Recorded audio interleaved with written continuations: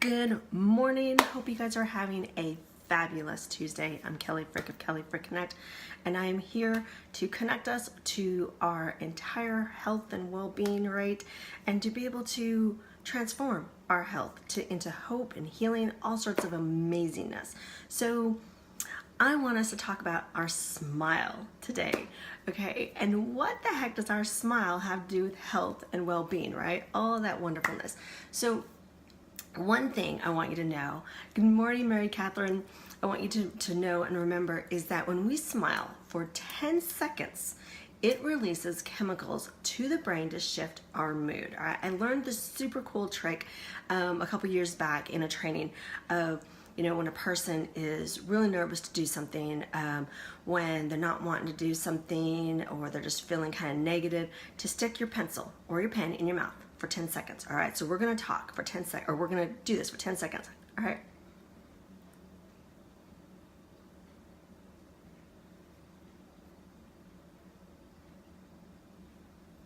Okay, so what happens is your brain actually receives serotonin, receives different, firing stuff to be able to help lift your mood. And it is scientific. So our smile, right, affects our emotions and our mental state of mind. So what happens when we don't want to smile? That's the question. What happens when we are embarrassed by our smile, our teeth? This truly can affect our entire well-being when we are working so hard to empower ourselves to live a thriving, all-natural, healthy life, right? We need to smile to be, to be present, and we need our smile to be on its A game. So why am I talking about smiles? Well, recently my daughter just discovered that she had some cavities that we'd been keeping an eye on. All stuff, they were just surface stuff, and they're not that bad, but it made her feel bad about herself. I had to remind her that she isn't bad or rotten or a cavity, all right? That it's not a reflection of who she is. It's just something that she has to work on and that she needs to work through. So what I'm doing is I'm empowering her by teaching her how she can remineralize her teeth. Because remember, again, when we want to smile, we fire off all that great brain stuff so that our brain, our mind affects our brain, our mind affects our emotions, all that stuff, right? So let's talk a little bit, let's get a little bit geeky about remineralization and how important it is to be able to take care of our teeth. So we often think of our teeth as permanent structures, right? But the mineral building blocks in our teeth are in a constant state of flux, all right? Some building blocks are leaving, other new ones are coming to replace them. It's all sorts of things, right? The blocks are leaving, then returning, and you end up with porous teeth enamel. So the net loss of minerals, though, is called tooth demineralization or tooth decay, right? So what causes this? Sometimes it can be genetic, sometimes it can be lots of different things, but some really important science geeky stuff to understand is that a high stress lifestyle can affect our teeth. Eating a Western diet can affect our teeth. So managing our stress and keeping low sugar, low acidic diet out of our being to be able to help our teeth. Also managing and enriching our mineral intake, our fat soluble vitamins. These are really good places to start. So two things to try to avoid are stress and high sugary diets, right? And increasing our minerals and our fat soluble vitamins. So the question then is, a person already has tooth decay, already has some cavities, or already has stuff. Can we really turn our teeth around? And the answer is yes. There's some really great technology, some proven technology and proven science out there of being able to remineralize our teeth, and that's what we're going to talk about a little bit. So we can remineralize our teeth with some super good fluoride-free toothpaste, right? Like our OnGuard toothpaste, which is super powerful. Also upping our minerals of calcium phosphate, magnesium, magnesium, let's talk about magnesium, period. Magnesium deficiency is prevalent in the Western culture, Western world, and has been linked to a wide range of conditions and diseases, including tooth decay. So teeth with higher magnesium content have been shown to be less prone to decay. There's 5 essential oils that are super helpful and healthy for our teeth and our gums. That's cinnamon, peppermint, spearmint, myrrh, and clove. And what's super cool is, like, for example, cinnamon and clove is in our OnGuard toothpaste, but then we can also add other things to be able to help boost the health of our mouth. So let's talk really quick about cinnamon, how it's antifungal. It helps with actually lessening the bacteria that is responsible for tooth decay. And then researchers have shown how peppermint also effectively kills the bacteria that affects the oxygen level that can create dry mouth and stuff like that. Spearmint is a strong antiseptic, and it helps with wound healing. You know, we can get those little nicks and cuts and stuff in our mouth, and it can, you know, since our mouth is always moist, or it should be always moist, then it can affect just all sorts of things and not allow wounds and cuts to heal. Let's see, Mary Catherine asks, how can we get more magnesium? Ooh, there's lots of really great magnesium supplements. There's also great food. We're going to talk about that here in just a moment, all right? So hold on for just a moment. And then myrrh, the 4th oil, supports our gum health and heal mouth ulcers. And I have a really cool story about myrrh for myself.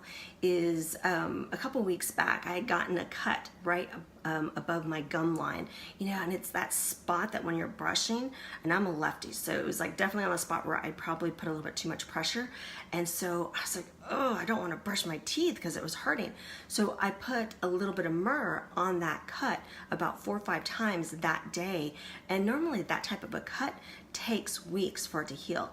The next day I was good to go. I didn't have a problem. Myrrh is considered a liquid Band-Aid, so it also helps support the blood flow to the tissue. So it's really healing or reparative. As a matter of fact, I had cut my thumb just a couple of days ago, and I just put a drop of myrrh on it, and I didn't have to worry about putting anything else on it. Then the 5th oil, clove. It's used in traditional Chinese medicine for hundreds and hundreds of years, right, to relieve tooth pain. It soothes the throat. Research has demonstrated how it inhibits many pathogenic bacteria. In the past, dentists have used clove to disinfect disturbed root canals, and since then it has actually been used as a germicide, you know, things like that. And recent studies have showed that clove essential oil has a particular ability to inhibit the growth of mutant and wild strains of bacteria, which is kind of interesting and fascinating. I know that's a lot of geeky stuff. So also know this, that if you guys, any of this information, that the lists and stuff that I'm going to be sharing with you guys here this morning, if you want any of that, please just, you know, comment below, lists please, or I want to know more, and I will definitely make sure and get you guys this all, you know, written out so that it's super handy and helpful, right? Who doesn't like to be able to have lists? I love lists. So how can we make sure that we're getting more minerals in our body? So consuming mineral-rich foods, and I'm going to go through these super quick also, but know that if you want this list, just let me know, and I will definitely share it with you. So eating foods that are high in minerals, especially calcium and phosphorus, helps encourage our teeth to remineralize. Eating meals that are high enough to also help control tooth decay. So foods that are high are like almonds, broccoli, eggs, grass-fed beef, mung beans, potatoes, raw dairy if you're not dairy intolerant, sunflower seeds, tuna, turkey breast, white beans. Those are all high in phosphorus. Foods that are high in calcium are also almonds, bok choy, kale, broccoli, kefir, okra, raw dairy, sardines, watercress.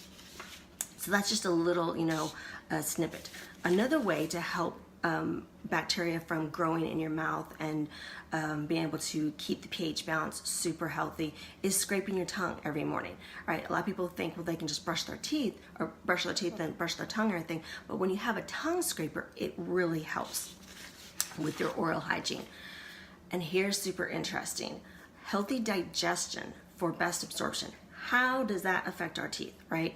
Well, what happens is when we have a compromised digestion, it impairs the acidic production, right, of our body, and there's too much stress then going on, and it can then create misfires, and everything that we consume, and everything, it does eventually end up into our teeth, because our teeth are bones, right? It's all the same building structures. So this includes, so how this helps us when we know we are what we eat, it truly is a true description of you are what you absorb. So this includes the nutrients like teeth strengthening minerals of calcium and phosphorus. If we can't absorb them, they're not available for us to be able to use to remineralize our teeth. So if our gut isn't healthy and it's not absorbing these nutrients for our body, then our teeth aren't able to get that. And lastly, taking a multi-strain probiotic like our PB Assist, it will help populate your gut with good, healthy bacteria.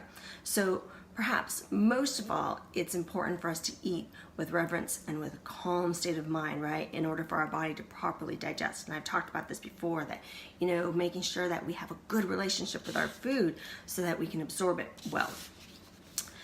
So another building block is taking fat-soluble vitamins and eating fat-soluble rich foods. Diets rich in fat vitamins play a crucial role in our body's ability to absorb the minerals.